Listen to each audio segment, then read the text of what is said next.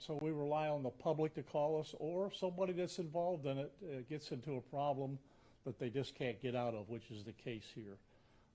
They're difficult investigations.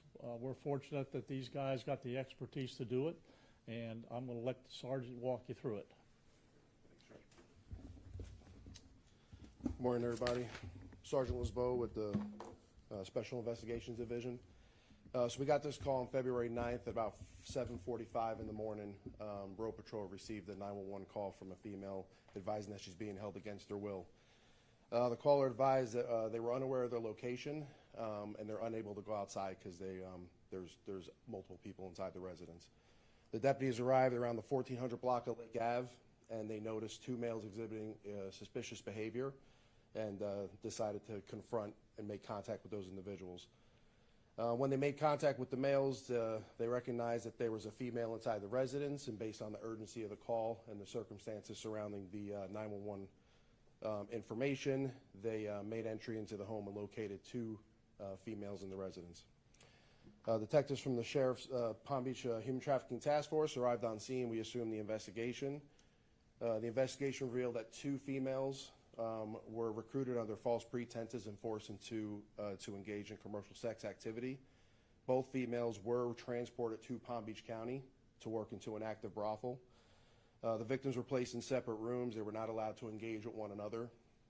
The victims were threatened that if they left and did not comply with the demands, that, quote, they knew what was going to happen to them. The victims advised the suspect had firearms in the residence at all times. The victims were forced to engage in sex with the manager and the owner of the property, or the brothel, should I say. Search warrant was executed, and detectives discovered evidence of an active brothel. Both victims were were relocated and provided victim services on scene.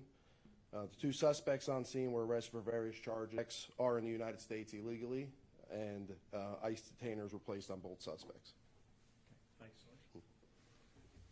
All right, folks, I want you to think about a couple things. Number one, this is another crime that didn't have to happen because they should have never been here.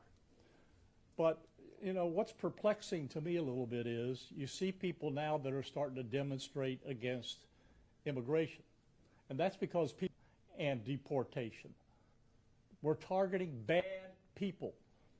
There was 13,000 plus people that came into this country across the border that have been convicted of homicide or aggravated assault. There's another 17,000 that are known sex offenders and pedophiles. These are serious bad people that are in people's neighborhoods, and that's the people that ICE and law enforcement is going after. There's another 1.5 million gotaways that, who knows? They're suspected cartels, gang members, TDA. Guess what?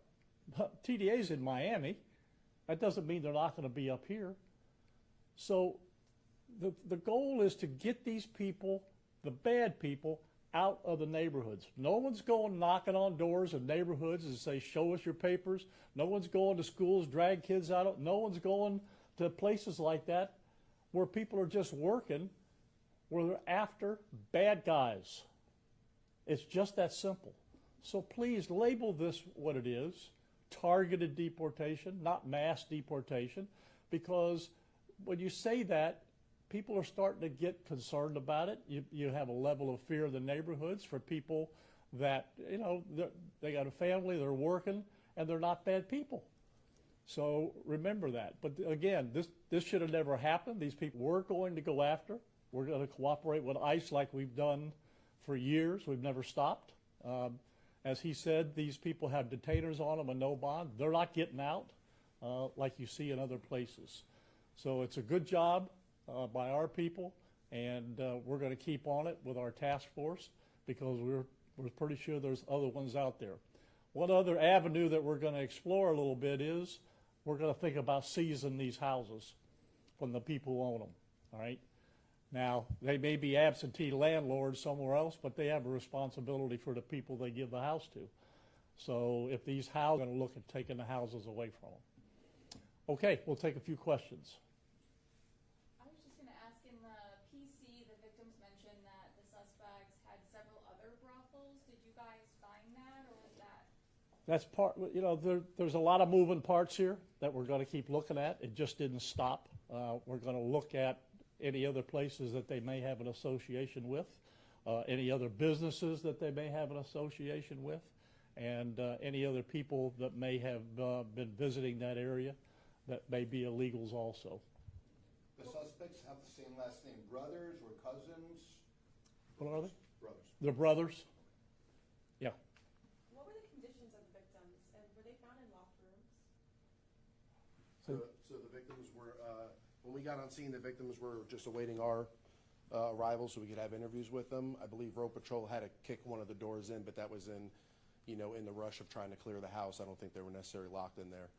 But the two females were in individual rooms, and they were in good condition when we made contact with them. Sheriff, our CBS team has reported on another network of brothels run by a Vanessa Brito or a Brenda, and I know that she wasn't running these houses, but our curiosity is when will we arrest her or these other kind of competing brothels in the area? So that investigation is still ongoing. You have to understand so we can make a quick arrest and end it for the day, or we can make a big arrest and end it forever. So the investigations are ongoing into those brothels, into more of these brothels, and it just continues. Yeah. We may do, but then we want to get the people running it.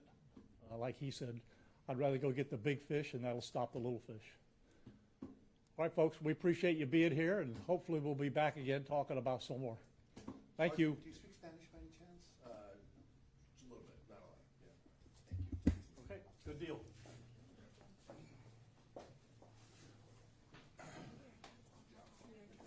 Horrible guys. You will.